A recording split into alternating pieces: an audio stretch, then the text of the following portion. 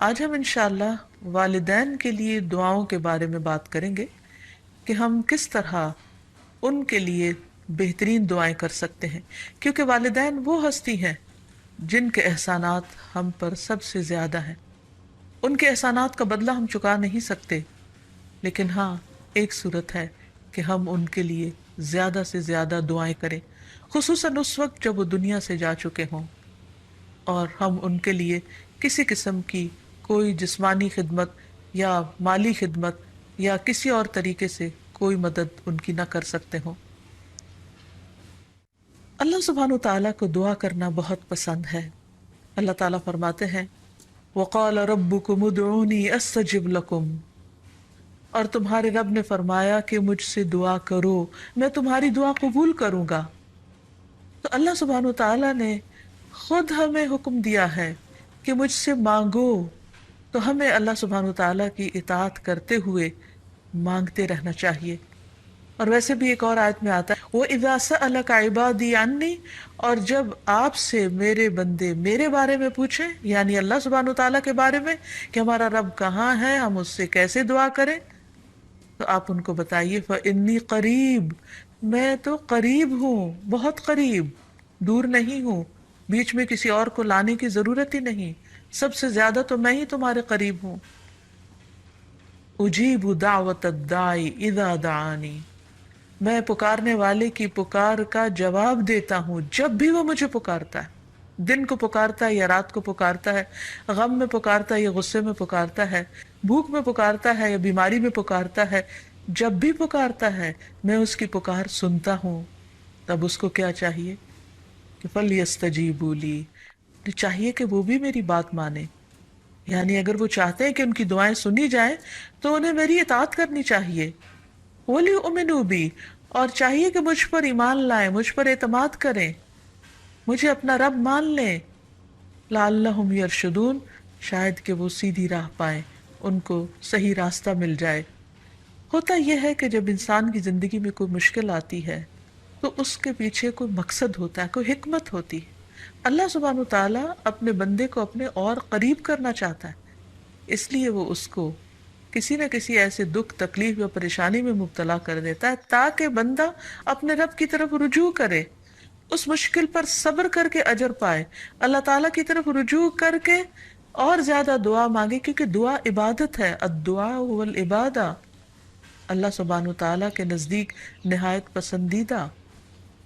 اس لیے ہمیں کثرت سے پکارتے رہنا چاہیے۔ اور جب بھی ہم دعا مانگیں تو اس سے پہلے اللہ تعالیٰ کی حمد و ثنا ضرور بیان کریں۔ ایک حدیث میں آتا ہے عبداللہ بن مسعود رضی اللہ عنہ کہتے ہیں کہ میں نماز پڑھ رہا تھا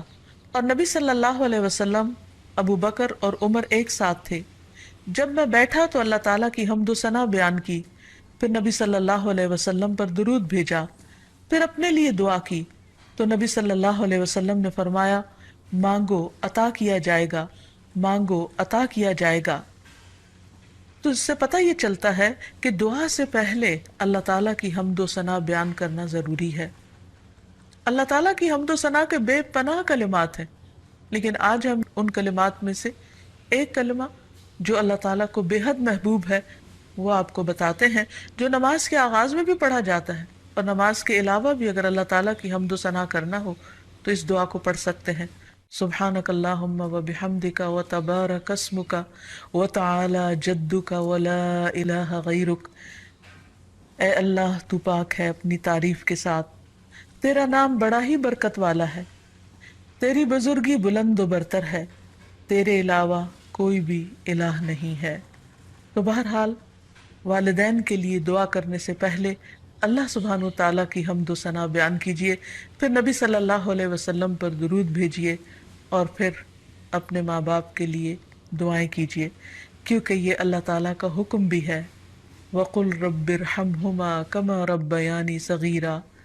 اور آپ کہہ دیجئے اے میرے رب ان دونوں پر رحم کیجیے، یعنی والد پر بھی اور والدہ پر بھی، جیسے انہوں نے مجھے چھوٹا سا پالا تھا، بچپن میں پالا تھا، جب میں نہ خود کھا سکتا تھا نہ پی سکتا تھا اور نہ خود اپنے آپ کو صاف کر سکتا تھا، تو انہوں نے دن رات بغیر کسی وقفے کے میری خدمت کی۔ تو اے رب اب جب کہ وہ بڑے ہو گئے ہیں وہ تیری رحمت کے محتاج ہیں، تو ان پر رحمت فرما اور ان کی مشکلات آسان فرما۔ پھر اسی طرح والدین اگر زندہ ہو تو بھی دعا کی جائے، اور اگر وہ فوت ہو جائے تو وہ اور بھی زیادہ دعاؤں کے مستحق ہو جاتے ہیں۔ جب برزخ میں والدین کا درجہ بڑھا دیا جاتا ہے، یعنی بلند کیا جاتا ہے، تو وہ پوچھتے ہیں کہ ہمیں درجے کی یہ بلندی کیوں کر حاصل ہوئی؟ تو انہیں بتایا جاتا ہے کہ یہ تمہاری اولاد کی دعا کی وجہ سے۔ ویسے بھی جب انسان فوت ہو جاتا ہے تو اس کے اپنے عمل کا سلسلہ ختم ہو جاتا ہے۔ تین چیزیں مرنے کے بعد بھی فائدہ دیتی ہیں، جن میں سے ایک صدقہ جاریہ ہے، دوسرے ایسا علم جو انسان اپنے پیچھے چھوڑ جائے جس سے لوگ فائدہ اٹھائیں، اور تیسرے ولد صالح یدعو لہ، نیک اولاد جو اپنے والدین کے لیے دعائیں کرے، یعنی بیٹے کی دعا یا بچوں کی دعا اپنے والدین کے حق میں قبول ہوتی ہے، اس لیے خوب خوب دعائیں کرنی چاہیے۔ ہم دیکھتے ہیں کہ مختلف پیغمبر بھی اپنے رب سے اپنے والدین کے لیے دعائیں کرتے رہے ہیں، جن میں نوح علیہ السلام کی دعا ہے۔ وہ کہتے ہیں رب اغفر لی ولوالدی ولمن دخل بیتی مؤمنا وللمؤمنین والمؤمنات، اے میرے پروردگار مجھے بخش دے اور میرے والدین کو بخش دے، اور ہر اس شخص کو جو میرے گھر میں مومن کی حیثیت سے داخل ہوا ہو ان سب کو بھی بخش دے۔ اسی طرح ابراہیم علیہ السلام کی دعا ہے ربنا اغفر لی ولوالدی وللمؤمنین یوم یقوم الحساب، اے ہمارے پروردگار مجھے، میرے والدین اور تمام مومنوں کو اس دن معاف کر دینا جس دن حساب لیا جائے گا۔ پھر اسی طرح ہم دیکھتے ہیں کہ صحابہ کرام اپنے والدین کے لیے دعائیں کیا کرتے تھے، جن میں خاص طور پر حضرت ابو ہریرہ کا ذکر ملتا ہے کہ وہ ایمان لے آئے تھے لیکن ان کی والدہ مشرکہ تھی، اور وہ نبی صلی اللہ علیہ وسلم کے بارے میں ایسے کلمات کہہ دیتی جس سے ان کو بہت تکلیف ہوتی۔ تو ایک مرتبہ اسی طرح کے کچھ کلمات سن کر وہ روتے ہوئے نبی صلی اللہ علیہ وسلم کے پاس آئے، کہنے لگے کہ یا رسول اللہ صلی اللہ علیہ وسلم، آپ میری والدہ کی ہدایت کی دعا کیجیے۔ بہرحال آپ صلی اللہ علیہ وسلم نے ہاتھ اٹھا دیے، ان کے لیے دعا کی، اور جب حضرت ابو ہریرہ واپس گھر پہنچے تو ان کی والدہ اسلام قبول کر چکی تھی۔ حقیقت یہ ہے کہ والدین کے لیے خود بھی دعا کرنی چاہیے اور دوسروں سے بھی دعا کی درخواست کرنی چاہیے۔ پھر اسی طرح ہم دیکھتے ہیں کہ ایک مرتبہ ابو ہریرہ جب اپنے وطن پہنچے تو بڑی اونچی آواز میں کہا اماں جان السلام علیکی ورحمۃ اللہ وبرکاتہ۔ انہوں نے جواب دیا وعلیک السلام ورحمۃ اللہ وبرکاتہ۔ پھر ابو ہریرہ کہنے لگے اللہ تعالیٰ آپ پر رحم فرمائے جیسا کہ آپ نے بچپن میں میری پرورش فرمائی۔ ان کی والدہ نے جواب دیا اے میرے بیٹے، تمہیں بھی اللہ تعالیٰ بہترین جزا دے اور تم سے راضی ہو جیسا کہ تم نے میرے ساتھ بڑھاپے میں نیک سلوک کیا۔ حقیقت یہ ہے کہ ہم پر انسانوں میں سے سب سے بڑا احسان ہمارے والدین کا ہے۔ اللہ سبحانہ وتعالیٰ نے اپنے حق کے بعد سب سے بڑا حق ہمیں والدین ہی کا بتایا ہے۔ اللہ تعالیٰ نے بنی اسرائیل سے پکا عہد لیا تھا۔ قرآن مجید میں آتا ہے وَإِذْ أَخَذْنَا مِيثَاقَ بَنِي إِسْرَائِيلَ لَا تَعْبُدُونَ إِلَّا اللَّهَ وَبِالْوَالِدَيْنِ إِحْسَانًا، اور وہ وقت یاد کرو جب ہم نے بنی اسرائیل سے یہ پختہ عہد لیا کہ تم لوگ اللہ کے سوا کسی کی عبادت نہ کرو گے اور والدین کے ساتھ احسان کرو گے۔ تو حقیقت یہ ہے کہ والدین کے ساتھ احسان کرنا اس لیے ضروری ہے کہ ہم ان کا حق ادا نہیں کر سکتے جتنی وہ محبت کے ساتھ ہمیں پالتے ہیں۔ بچے والدین کی خدمت عزت کرتے بھی ہیں تو بعض اوقات مشکل میں پڑ کر بد دلی کے ساتھ، اس محبت کے ساتھ نہیں جو والدین کی محبت اپنی اولاد کے لیے ہوتی ہے، اور وہ ہر کام خوشی خوشی کرتے ہیں۔ والدین اپنے بچوں کے بڑا ہونے کی دعائیں مانگتے ہیں، لیکن جب والدین بوڑھے ہو جاتے ہیں تو بچے ان کے خیر و عافیت کے ساتھ دنیا سے رخصت ہونے کی دعائیں مانگتے ہیں۔ والدین میں سے بھی خاص طور پر ماں کا حق ادا کرنا اور بھی زیادہ ضروری ہے، کیونکہ باپ کے مقابلے میں بچے کی پیدائش، تعلیم اور تربیت میں ماں کا حصہ اور ہاتھ زیادہ ہوتا ہے، وہ تکلیفیں بھی زیادہ اٹھاتی ہے۔ اور والدین کے لیے دعائیں کرنے کے ساتھ ساتھ ان کے ساتھ ادب اور احترام کا سلوک بھی کرنا چاہیے، خواہ وہ مسلمان نہ بھی ہوں، خواہ وہ اللہ تعالیٰ کے فرما بردار نہ بھی ہوں۔ اس سلسلے میں ہم دیکھتے ہیں کہ حضرت اسما کی والدہ ان کے پاس آئیں جو کہ ابھی اسلام قبول نہیں کی تھی، تو وہ نبی صلی اللہ علیہ وسلم کی خدمت میں حاضر ہوئیں اور پوچھا کہ میری والدہ میرے پاس آئی ہیں اور بہت رغبت کے ساتھ مجھ سے ملنا چاہتی ہیں، تو کیا میں ان سے مل سکتی ہوں، ان کی مدد کر سکتی ہوں؟ تو آپ نے فرمایا تھا سلی امکی، تم اپنی ماں کے ساتھ صلہ رحمی کرو۔ اس بارے میں اللہ سبحانہ وتعالیٰ قرآن مجید میں بھی حکم دیتے ہیں کہ وَإِن جَاهَدَاكَ عَلَىٰ أَن تُشْرِكَ بِي مَا لَيْسَ لَكَ بِهِ عِلْمٌ فَلَا تُطِعْهُمَا وَصَاحِبْهُمَا فِي الدُّنْيَا مَعْرُوفًا، کہ اگر وہ تجھ پر دباؤ ڈالیں کہ تو میرے ساتھ کسی ایسی چیز کو شریک بنائے جس کا تجھے کچھ علم نہیں، تو تم ان کا کہنا نہ ماننا، البتہ دنیاوی معاملات میں ان کے ساتھ بھلا سلوک کرنا، ان کے ساتھ بھلائی کے ساتھ رفاقت کرنا، یعنی عمدہ طریقے سے، اچھے طریقے سے زندگی بسر کرنا۔ پھر اسی طرح خاص طور پر والدین کے ساتھ نرم سلوک کرنے کا حکم دیا گیا، کیونکہ والدین جو جو عمر میں بڑے ہوتے چلے جاتے ہیں یا جس طرح ان کی قربانیاں زیادہ ہوتی ہیں تو وہ اپنی اولاد سے زیادہ ایکسپیکٹ بھی کرتے ہیں، تو انہیں بچوں کی طرف سے ملنے والی چھوٹی سی تکلیف بھی بہت ناگوار ہوتی ہے۔ تو اس لیے خاص طور پر ایکسٹرا کیئر کی ضرورت ہے والدین کے ساتھ معاملہ کرتے وقت، یعنی گفتگو میں بھی، پوسچر میں، رویے میں، معاملے میں، ہر چیز میں نرمی برتنے کی ضرورت ہے۔ اس سلسلے میں اللہ تعالیٰ فرماتے ہیں وَاخْفِضْ لَهُمَا جَنَاحَ الذُّلِّ مِنَ الرَّحْمَةِ وَقُلْ رَبِّ ارْحَمْهُمَا كَمَا رَبَّيَانِي صَغِيرًا، اور ان پر رحم کرتے ہوئے انکساری کے ساتھ ان کے آگے جھکے رہو اور ان کے حق میں دعا کرو کہ اے میرے رب ان پر رحم فرما جیسا کہ انہوں نے بچپن میں مجھے محبت اور شفقت کے ساتھ پالا تھا۔ اس سلسلے میں ہمیں ایک روایت میں یہ بھی ملتا ہے، عبداللہ بن مسعود کہتے ہیں کہ ایک شخص نے نبی صلی اللہ علیہ وسلم سے پوچھا کہ کون سا عمل سب سے افضل ہے؟ آپ نے فرمایا وقت پر نماز پڑھنا اور والدین کے ساتھ نیکی کرنا، پھر اللہ کے راستے میں جہاد کرنا،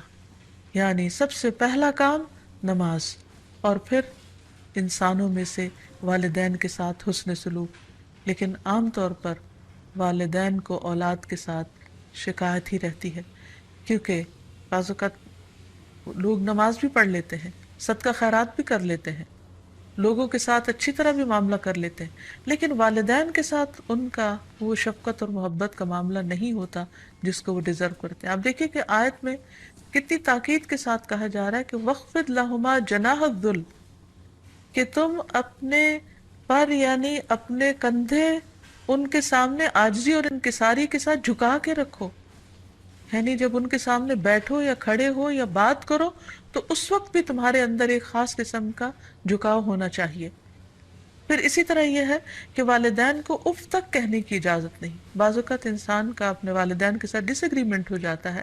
کسی بات پر اختلاف ہو سکتا ہے، وہ دین کا معاملہ ہو سکتا ہے، وہ دنیا کا معاملہ ہو سکتا ہے، وہ سوچ کا فرق ہو سکتا ہے، وہ جنریشن گیپ ہو سکتا ہے، وہ کوئی بھی چیز ہو سکتی، لیکن اس میں اولاد کو یہ حق نہیں دیا گیا کہ وہ والدین کے ساتھ بدتمیزی کرے۔ ہمارے دین نے ہمیں یہ سکھایا ہے کہ وَلَا تَقُلْ لَهُمَا أُفٍّ وَلَا تَنْهَرْهُمَا، کہ تم ان کو اف تک نہ کہو اور ان سے ڈانٹ کر بات نہ کرو، وَقُلْ لَهُمَا قَوْلًا كَرِيمًا، اور ان کے ساتھ جب بات کرو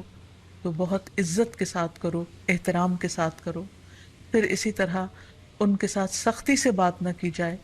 ان کا نافرمان نہ بنا جائے، جیسے اللہ سبحانہ وتعالیٰ نے یحییٰ علیہ السلام کو یہ حکم دیا تھا یا یحییٰ خذ الکتاب بقوہ وآتیناہ الحکم صبیا وحنانا من لدنا وزکاة وکان تقیا وبرا بوالدیہ ولم یکن جبارا عصیا۔ اللہ تعالیٰ نے یحییٰ علیہ السلام کو بچپن میں ہی حکم دیا کہ اے یحییٰ کتاب کو یعنی تورات کو مضبوطی سے پکڑ لو، اس پر مضبوطی سے عمل پیرا ہو جاؤ، اور ہم نے اسے بچپن میں ہی قوت فیصلہ عطا کی، اور ہم نے اسے اپنی مہربانی سے نرم دل اور پاک سیرت بنایا، اور وہ فی الواقع پرہیزگار تھے اور اپنے والدین سے ہمیشہ اچھا سلوک کرتے تھے۔ یہ قرآن مجید کی گواہی، اور کسی وقت بھی جابر اور نافرمان نہ ہوئے، یعنی انہوں نے کبھی بھی اپنے والدین کے ساتھ بدتمیزی نہیں کی، سختی نہیں کی، بد اخلاقی نہیں کی۔ پھر اسی طرح والدین کی نافرمانی کو حرام بھی قرار دیا گیا۔ حدیث میں آتا ہے کہ ان اللہ حرم علیکم حقوق الامہات، اللہ نے تم پر ماؤں کی نافرمانی کو حرام قرار دیا ہے۔ پھر اسی طرح ایک اور حدیث میں آتا ہے کہ اللہ تعالیٰ کی رضامندی باپ کی رضامندی میں ہے، اور اللہ کی ناراضگی باپ کی ناراضگی میں ہے۔ اس لیے والد کا حق ادا کرنا بھی ماں کے ساتھ ساتھ بہت ضروری ہے، اور والدین کا حق ادا نہ کرنا کبیرہ گناہوں میں شمار ہوتا ہے، اور کبیرہ گناہ وہ ہیں کہ جن پر اگر انسان توبہ کیے بغیر مر گیا تو قیامت کے دن سخت پکڑ ہوگی۔ اور اسی طرح والدین کو رلانا بھی کبیرہ گناہ ہے، ان کو گالی دینا کبیرہ گناہ ہے۔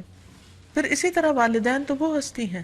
کہ جن کے لیے دعاؤں کے ساتھ ساتھ ان کی طرف سے صدقہ خیرات کرنا بھی خصوصاً ان کے زندگی کے بعد